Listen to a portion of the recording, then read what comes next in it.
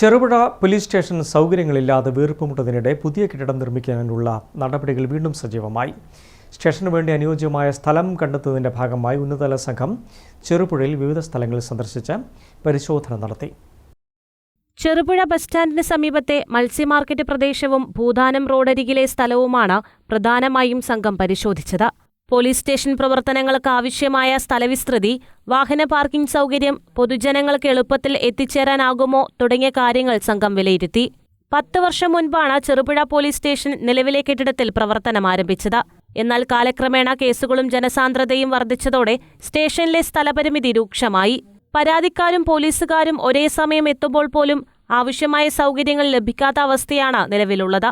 അടിസ്ഥാന സൗകര്യങ്ങളുടെ കുറവ് കാരണം പോലീസുകാർ കടുത്ത ബുദ്ധിമുട്ടുകൾ നേരിടുന്നുവെന്ന പരാതിയും ഉയരുന്നുണ്ട്.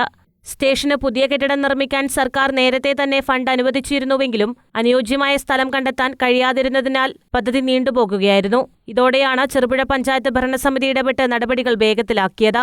പയ്യന്നൂർ ഡിവൈഎസ്പിയുടെ നേതൃത്വത്തിലുള്ള പോലീസ് സംഘവും പഞ്ചായത്ത് അധികൃതരും ചേർന്നാണ് സ്ഥലങ്ങൾ പരിശോധിച്ചത്. പരിശോധനയ്ക്ക് ശേഷം അന്തിമമായി അനുയോജ്യമായ സ്ഥലം തെരഞ്ഞെടുത്ത് സർക്കാർ തലത്തിൽ റിപ്പോർട്ട് സമർപ്പിക്കുമെന്നാണ് സൂചന. ചെറുപുഴ പോലീസ് സ്റ്റേഷൻ നിർമ്മാണത്തിന് 3.80 കോടി രൂപ സർക്കാർ അനുവദിച്ചിട്ടുണ്ടെന്ന് പഞ്ചായത്ത് വൈസ് പ്രസിഡന്റ് സതീശൻ കാർത്തികപ്പള്ളി പറഞ്ഞു. അടുത്ത ദിവസം ജനകീയ കമ്മിറ്റി വിളിച്ച് സ്ഥലം കണ്ടെത്തുന്ന കാര്യം ചർച്ച ചെയ്ത് തീരുമാനമാക്കുമെന്നും അദ്ദേഹം കൂട്ടിച്ചേർത്തു.